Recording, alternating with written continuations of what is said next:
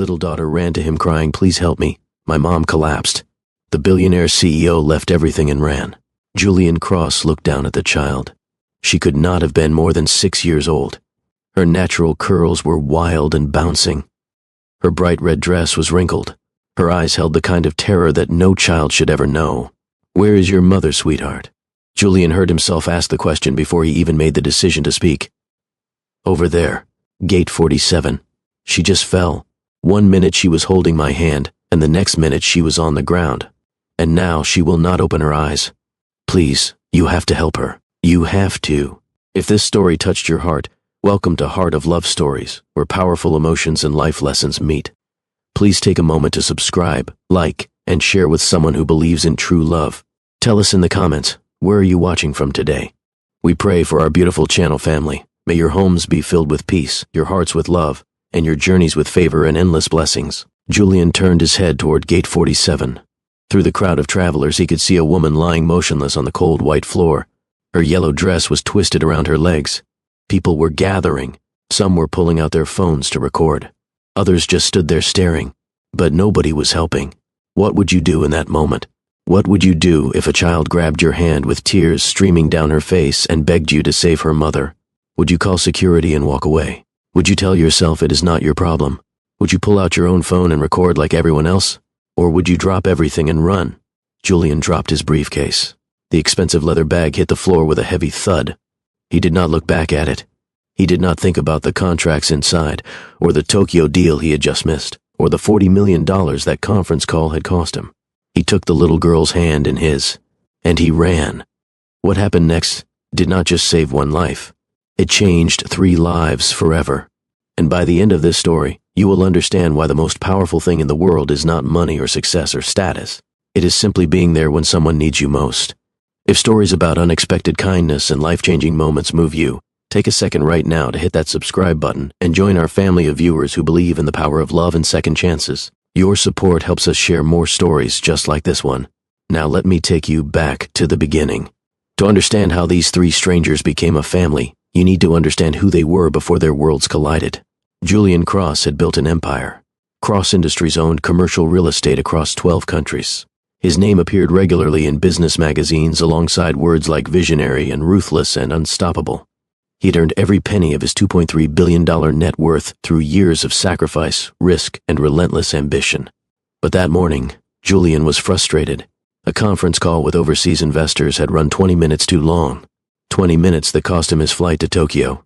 20 minutes that meant his private jet was now taxiing down the runway without him. He stood at the window watching it go, his jaw tight, his expensive watch showing him exactly how late he was, his mind already calculating the damage this would do to the deal. Julian Cross did not miss flights. Julian Cross did not lose control of his schedule. Julian Cross had spent the last decade making sure that every single aspect of his life ran with perfect precision. And now he was stuck in an airport, watching opportunities disappear into the clouds. If only he knew that missing that flight was about to become the greatest gift of his life. 3 gates away, a woman named Maya Torres was trying to hold herself together. Her hands were shaking as she clutched her daughter Luna's small fingers. Her vision kept blurring at the edges. Her legs felt like they might give out at any moment. Just a little longer, she told herself. Just get on the plane. Just make it to Florida. Then you can rest. Maya had not truly rested in 6 years. Not since Luna's father walked out when the baby was only 6 months old. Not since she realized that survival meant sacrifice and sacrifice meant working until there was nothing left to give. 3 jobs. That was what it took to keep a roof over their heads and food on the table. She worked the front desk at a gym from 6 in the morning until noon. Then she came home and did data entry until 5. Then she cleaned office buildings downtown until midnight. Every single day, every single week, month after month, year after year. "Mommy, are you okay?" Luna tugged at her mother's hand. "You look tired." "I am fine, baby." Maya forced a smile. "Just excited about our trip. We are going to surprise Grandma, remember?" Luna's face lit up. She had been talking about this trip for weeks. Their first vacation in 5 years. A weekend in Florida to see the grandmother who could not afford to travel. A few days of sunshine and rest and family. Maya had saved for 8 months to afford the plane tickets. She had picked up extra shifts, skipped meals, done everything possible to give her daughter this one small gift. She did not realize that her body had finally reached its limit. The last thing Maya saw before everything went dark was Luna's bright smile. The last thing she felt was her daughter's hand slipping from her grip. The last thing she heard was Luna screaming, "Mommy, Mommy, wake up. Please wake up." And then there was nothing. Luna did not understand what was happening. 1 second her mother was standing beside her. The next second she was on the floor, and she would not move. She would not talk. She would not open her eyes no matter how many times Luna shook her shoulder. People started gathering. Adults with their rolling suitcases and their confused expressions and their phones held up to record. But none of them helped. None of them did anything. Luna's heart pounded so hard it hurt. Tears blurred her vision. Panic seized her chest like a giant hand squeezing tighter and tighter. She needed help. She needed an adult. She needed someone to make this nightmare stop. And then she saw him, a tall man in an expensive blue suit, standing by the window, looking important and powerful and like the kind of person who could fix things. Luna did not think. She just ran. Her small feet slapped against the polished floor. Her red dress flew behind her. Her arms reached out desperately toward this stranger who represented her only hope. "Please," she cried out. "Please, somebody help me. My mom, she is not waking up." Julian turned at the sound of her voice. Their eyes met. And in that moment, something shifted in the universe. He could have walked away. He could have flagged down an airport employee and let them handle it. He could have reminded himself that he had a company to run and a deal to salvage and responsibilities that did not include random strangers in crisis. But Julian looked into that child's terrified eyes. He saw the pure, raw fear of a little girl who thought she was about to lose her mother. And something inside him made a choice before his brain could catch up. He dropped his briefcase. He knelt down to her level. He took her small, trembling hands in his larger ones. "Show me where she is," he said firmly. "Show me right now." Luna grabbed his hand and pulled. They ran together across the terminal. Julian's Italian leather shoes slapped against the floor. His designer suit jacket flapped behind him. He forgot about Tokyo. He forgot about the deal. He forgot about everything except the desperate child leading him toward an emergency. When they reached gate 47, Julian's heart dropped into his stomach. Maya lay sprawled on the cold floor. Her yellow dress twisted around her legs. One arm stretched out like she had tried to catch herself when she fell. Her chest rose and fell with shallow breaths that were barely visible. She looked peaceful, almost like she was sleeping. But Julian had seen enough to know that something was very, very wrong. A crowd had formed around her. At least 30 people standing in a circle, some of them recording with their phones, some of them whispering to each other, none of them doing a single thing to help. Julian felt anger rise in his chest, hot and sharp and immediate. "Someone call 911 right now," he commanded. His voice cut through the murmurs like a blade. When no one moved fast enough, he pulled out his own phone. He knelt beside Maya and pressed 2 fingers to her neck. Her pulse was there but weak and irregular. Her breathing was too shallow. Her skin was cold and clammy. Luna dropped to her knees beside her mother. Her small hands shook Maya's shoulder over and over. "Mommy, Mommy, wake up. I brought help. Please, wake up. Please." The operator answered on the second ring. Julian spoke quickly and clearly. "I need an ambulance at the airport. Terminal C, gate 47. Woman in her 30s. Unconscious. Weak pulse. Shallow breathing. I do not know what happened. Her daughter says she just collapsed." The operator asked questions. Julian answered each one while keeping his free hand on Maya's wrist. Monitoring. Waiting. Praying. Luna clung to his arm. Her whole body shook with sobs. Her voice came out small and broken. "Is she going to die? Is my mom going to die?" Julian looked at this child, this tiny girl in her red dress with her wild curls and her tear-soaked cheeks. She was asking him a question he could not honestly answer, but he knew what she needed to hear. "No, sweetheart. No, she is not. Help is coming." "Okay, can you tell me your name?" "Luna." "My name is Luna. That is a beautiful name, Luna. I am Julian, and I need you to be very brave right now. Can you do that for your mom?" Luna nodded. She wiped her eyes with the back of her hand. Her red dress had a small stain on it. Her white sneakers had cartoon characters on them. She was just a baby, too young to be handling this kind of terror. Julian turned to the crowd. His voice was cold and commanding. "Put those phones away. Right now. This woman deserves dignity, not to be entertainment for your social media. Several people lowered their devices immediately. Others looked away in shame. Airport security arrived within minutes. They pushed through the crowd with a medical kit. A young officer knelt beside Maya and began checking her vital signs while an older officer cleared the area. "Ambulance is 3 minutes out," the young officer reported. "What happened here?" "I do not know the details. Her daughter says she just collapsed." Julian kept his hand on Luna's shoulder. The child was still shaking. The paramedics arrived with a stretcher and the kind of calm efficiency that comes from handling emergencies every day. They worked quickly, checking responses, asking questions, hooking up a portable monitor. Julian watched the numbers on the screen. Blood pressure dangerously low, heart rate erratic. This was serious. "We are taking her to Mercy Heights," one paramedic announced. "It is the closest trauma center." Luna tried to follow the stretcher. A security officer held her back gently. "Honey, you cannot ride in the ambulance. Is there someone we can call? A family member?" Luna's voice rose to a desperate pitch. "No, there is nobody. Just me and Mom. We do not have anybody else." Then she turned to Julian. Her eyes locked onto his. Her small hands reached for him like he was a lifeline. "Please do not leave me. Please. Have you ever seen a child so terrified that their whole world was falling apart? Have you ever looked into the eyes of someone who had no one else to turn to? If you have, then you know exactly what Julian felt in that moment." The paramedics were loading Maya into the ambulance. They needed to go. Every second mattered. Julian could have handed Luna off to airport security. He could have explained that he was a stranger and let the authorities handle the situation. He could have walked away and resumed his life.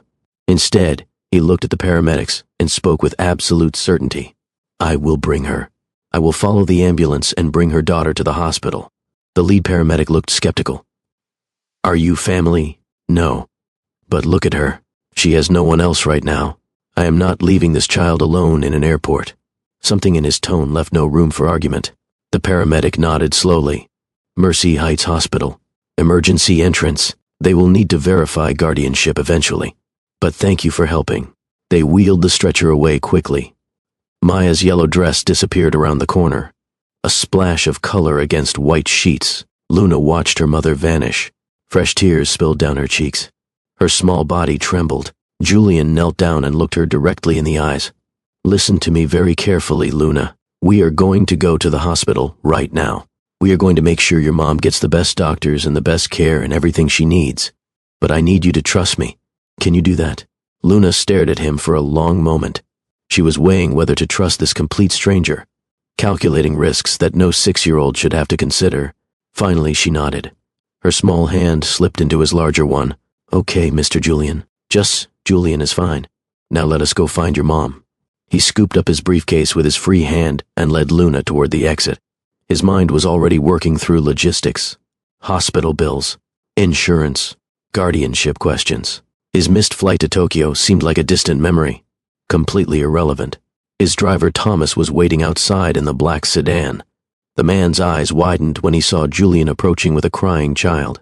"Change of plans," Julian said quickly. "We need to get to Mercy Heights Hospital immediately. Emergency entrance. Fast, but safe." Thomas did not ask questions. He simply opened the back door. Julian helped Luna into the car and climbed in after her. The little girl sat on the leather seat looking tiny and lost. Her red dress stood out against the black interior. As the car pulled away from the curb, Luna suddenly turned to Julian.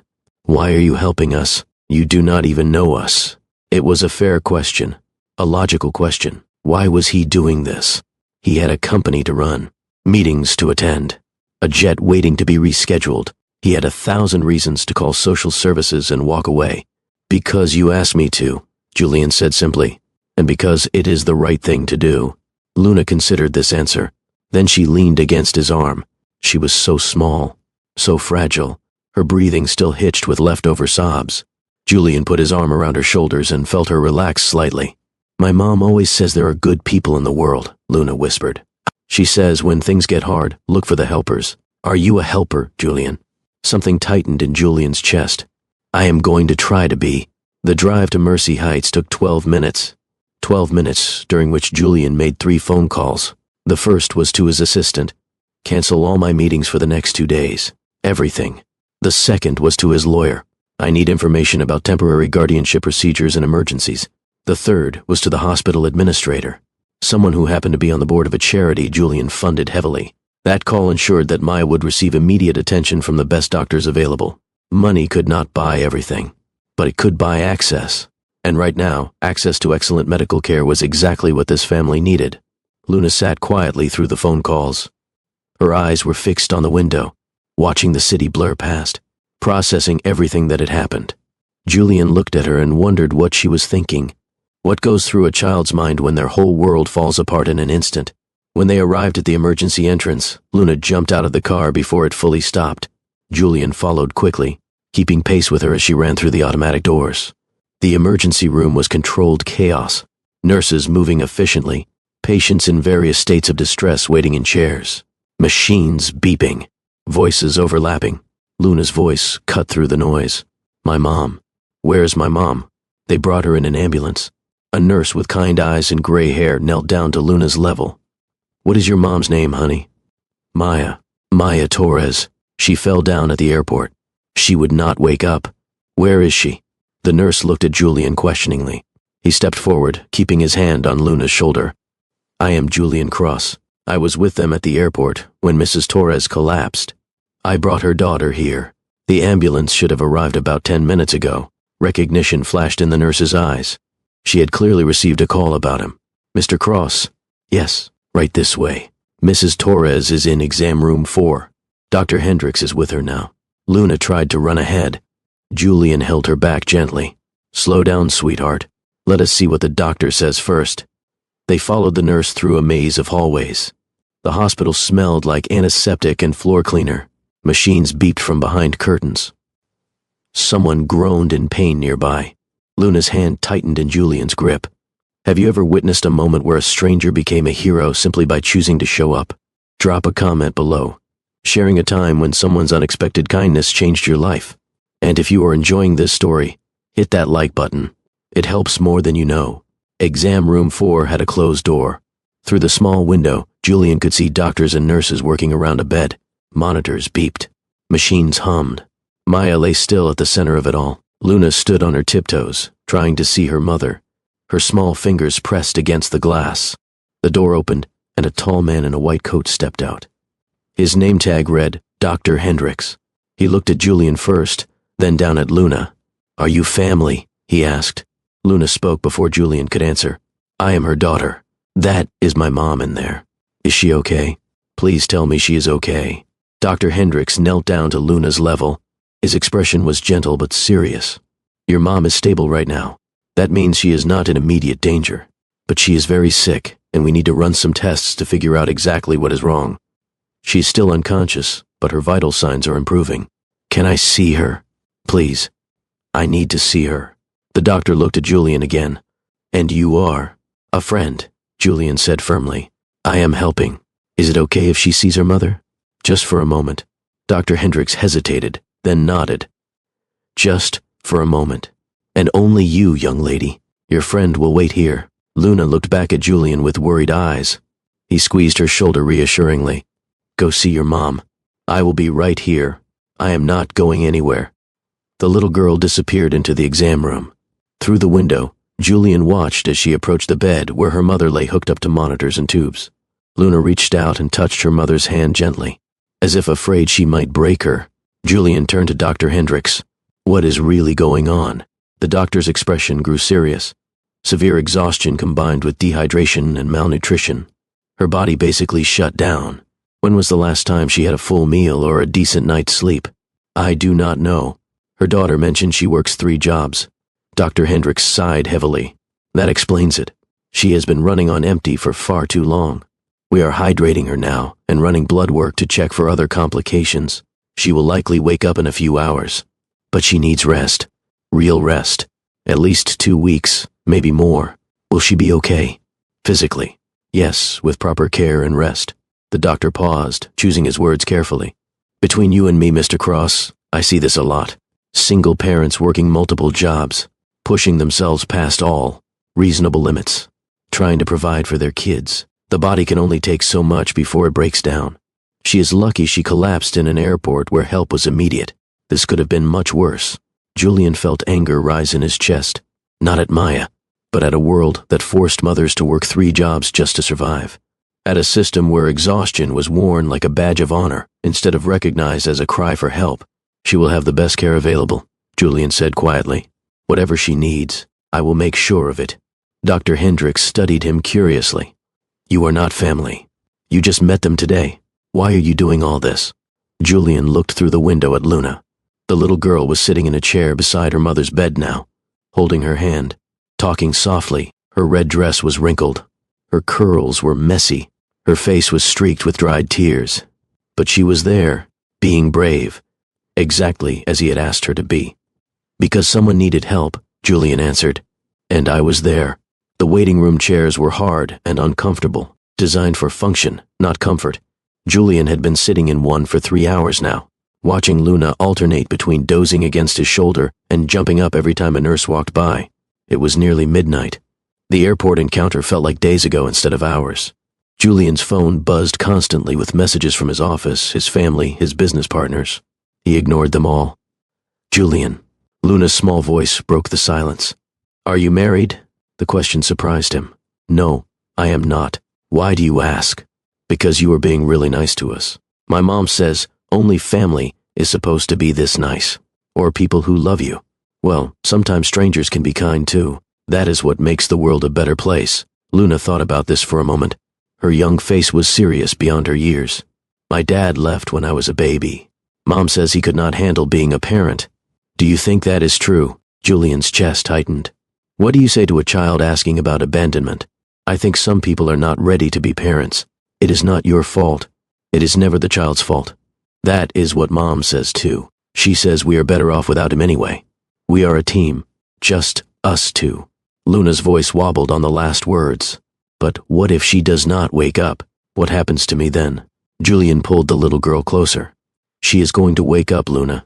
Dr. Hendricks said so. But what if she does not? Then we will figure it out together. But your mom is strong. She is going to be okay. A nurse approached them. Her green scrubs were bright under the fluorescent lights. Luna, right. Luna jumped up immediately. Yes, that is me.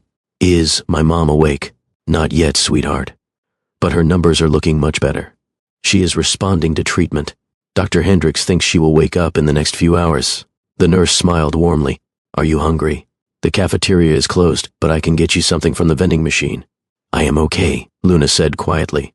She has not eaten since lunch, Julian interjected. At the airport, before everything happened. She needs food. The nurse nodded and left. Julian turned to Luna. When your mom wakes up, she is going to want to know that you took care of yourself. That means eating even when you are worried. Luna looked up at him with curious eyes. Did your mom teach you that? She did. My mother always said that taking care of yourself is not selfish. It is necessary. You cannot help others if you do not help yourself first. Your mom sounds smart. She was. She passed away 5 years ago. Luna's eyes widened with sympathy. I am sorry. That must make you really sad sometimes. It does. But I remember all the good things she taught me. That helps. The nurse returned with crackers, a juice box, and coffee that looked like it had been sitting for hours. Luna nibbled on the crackers without enthusiasm. But she ate them. Julian sipped the terrible hospital coffee and watched over her. His phone buzzed again. This time, it was his brother, Victor. Julian hesitated, then answered quietly. Julian, what is going on? Your assistant said you canceled everything, including the Tokyo deal. That is a $40 million contract. Something came up. Something came up. Are you sick? Injured? What could possibly be more important than that deal? A little girl needed help. Her mother collapsed at the airport. Silence on the other end. Then Victor's voice, sharp with disbelief. You are joking. I am not. Julian, you do not even know these people. Why are you still there? Call social services and let them handle it. Her daughter has no one else. The mother is unconscious. I am not leaving a 6-year-old alone in a hospital. You are not responsible for every stranger's problems. This is insane. You have responsibilities, commitments. Right now, this is my responsibility. Julian's voice was firm.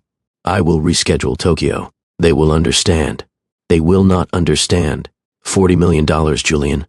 Think about what you are doing. I am thinking. I am thinking about a little girl who was terrified her mother might die. I am thinking about a woman who worked herself sick trying to provide for her daughter. I am thinking that maybe for once, money is not the most important thing in the room." Victor sighed heavily. "You sound like Mom." "Good. She raised us right."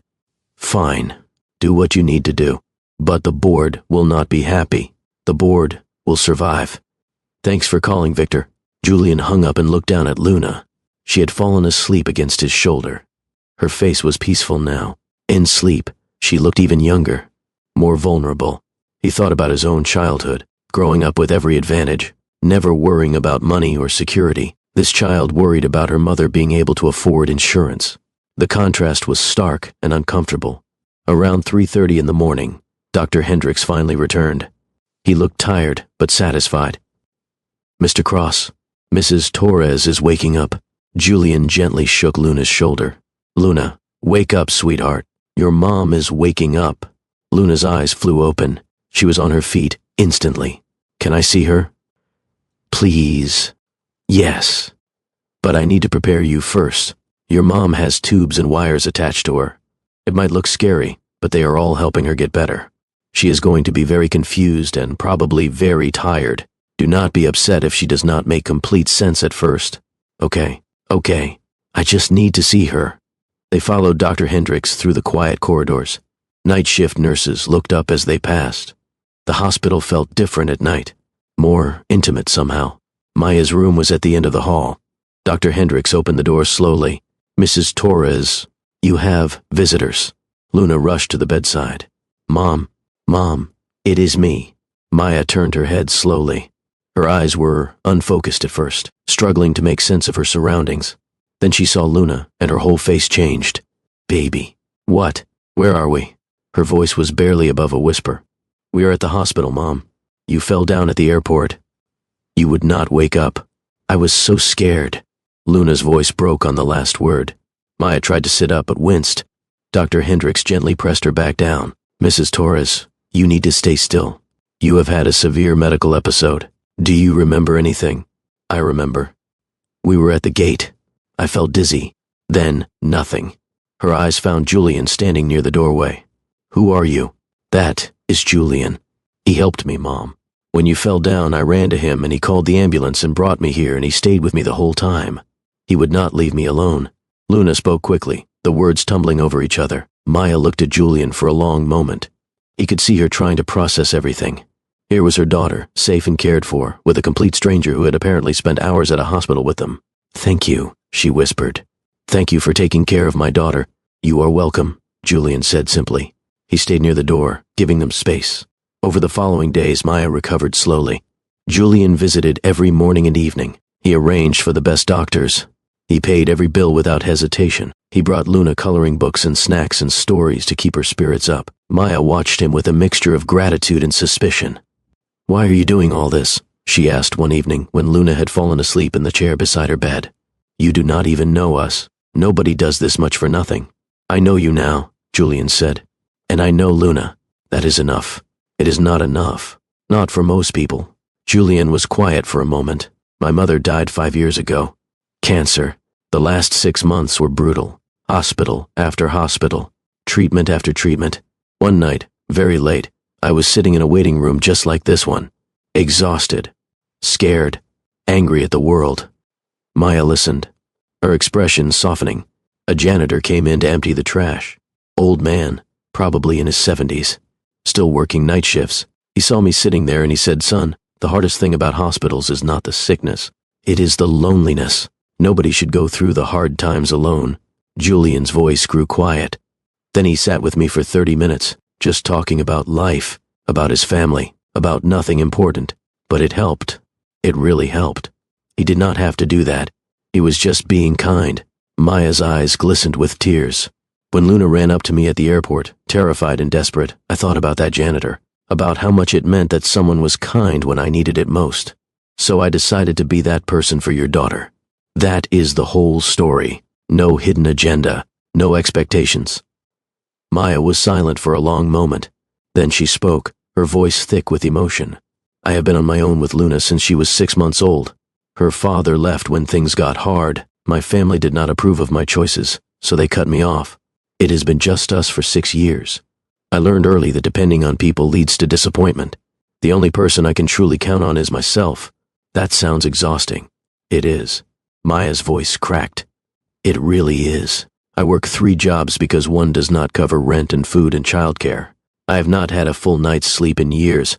I cannot remember the last time I went to a doctor for myself. She closed her eyes. Yesterday was supposed to be our first vacation in 5 years. Just a weekend to see my grandmother. And I could not even stay conscious long enough to get on the plane. Julian moved closer to the bed. You do not have to do it alone anymore. At least not right now. Let me help. Let the doctors help. Focus on getting better. Everything else can wait. When Maya was finally discharged, Julian insisted on driving them home. He carried Luna inside, while Maya walked slowly, still weak but determined. Their apartment was small. A combined living room and kitchen, 2 tiny bedrooms, worn carpet, old furniture, but it was clean and decorated with obvious care. Children's drawings covered the refrigerator. Photos of Luna, at various ages, filled the walls. It is not much, Maya said quietly, but it is ours. It is nice, Julian replied. You can tell it is full of love. Over the following weeks, Julian became a constant presence in their lives. He helped Maya find a position at Cross Industries, a real job with good pay and benefits and normal hours. He attended Luna's school events. He showed up for dinners and movie nights and homework sessions. Luna blossomed under the stability. She laughed more, worried less, started calling Julian by his first name without the Mr. And somewhere along the way, something deeper began to grow between Julian and Maya. This story is proof that sometimes the people we least expect become our greatest blessings. If you are enjoying this journey, share this video with someone who needs to believe in miracles today. Your share could be the encouragement someone desperately needs. One evening, months later, Luna asked the question that changed everything. Julian, can I call you Dad? Julian's heart stopped. I know you are not my real dad, Luna continued, but you do all the things dads do. And I want to. If that is okay. Julian looked at Maya, who nodded through her tears. Luna, he said, his voice thick with emotion. I would be honored if you called me Dad. That would make me the happiest person in the world. Luna threw her arms around him. Really, you mean it. I really mean it. I love you, Luna. You are my daughter in my heart, even if not by blood, and I promise to be the best dad I can be for you. You are already the best dad ever. That night, after Luna was asleep, Julian knelt before Maya with a ring in his hand. A sapphire surrounded by small diamonds. Blue, like Luna's favorite color. Marry me, he said. Be my wife. Let me be Luna's father. Let us build a life together. Maya said yes through her tears. The wedding was held at Gate 47, the exact spot where Luna had run to Julian crying for help, the exact spot where Maya had collapsed, the exact spot where 3 strangers had become a family. Luna walked down the aisle as flower girl, scattering petals and grinning from ear to ear. Maya wore a simple white dress. Julian wore the same blue suit he had been wearing the day they met. Love does not always arrive in expected ways, the officiant said. Sometimes it finds us in airports, in hospitals, in the small moments between crisis and healing. Julian and Maya found each other in one of life's hardest moments, and they chose to build something beautiful from that difficulty.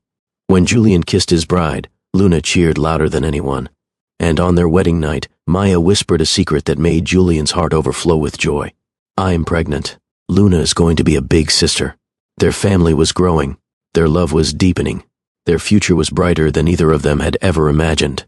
1 year later, Julian stood in the nursery of their new house. A house with a yard for Luna to play in. A house filled with laughter and love and the sounds of a happy family. He held his newborn daughter in his arms. Luna stood beside him, already protective of her baby sister. Dad, Luna whispered. Remember when I ran to you at the airport? I remember every second of it. I was so scared. I thought I was going to lose Mom. I thought nobody would help us, but someone did help. Luna smiled up at him. You did. You saved us. Julian shook his head gently. No, sweetheart. You saved me. Both of you saved me. He looked around at his life, at the family he had never expected, at the love he had never known he needed. He had built an empire of buildings and businesses. But here, in this house, with his wife and daughters, he had built something far more valuable. He had built a home, And it all started because he did not walk away when a little girl needed help.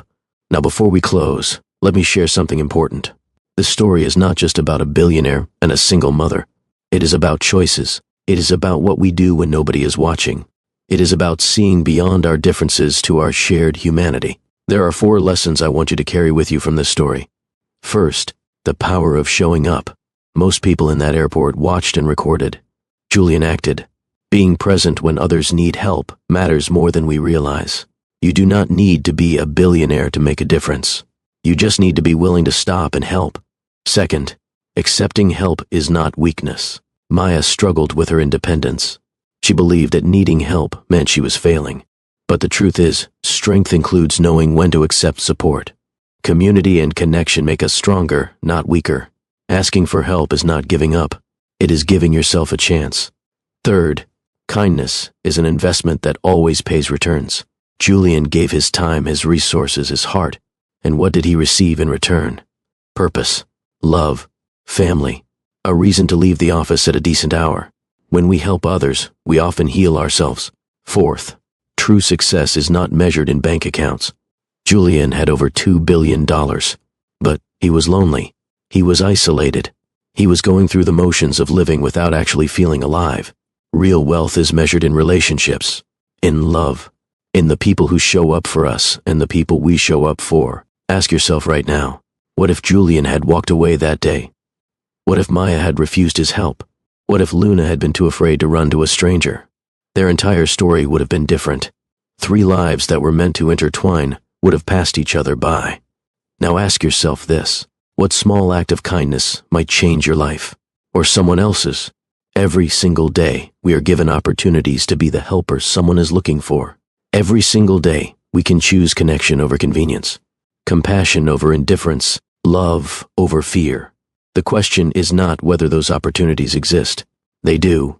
The question is whether we will recognize them, and whether we will act. If this story moved you, I want you to do 3 things right now.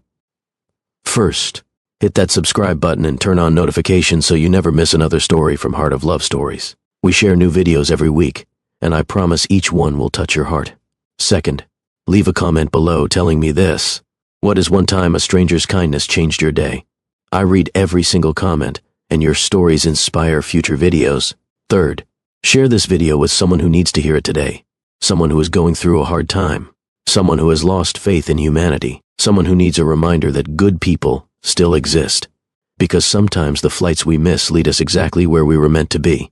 Sometimes the strangers we meet become the family we need. And sometimes the hardest moments of our lives become the doorways to our greatest blessings. Thank you for watching. Thank you for being part of this community. And thank you for believing in the power of love.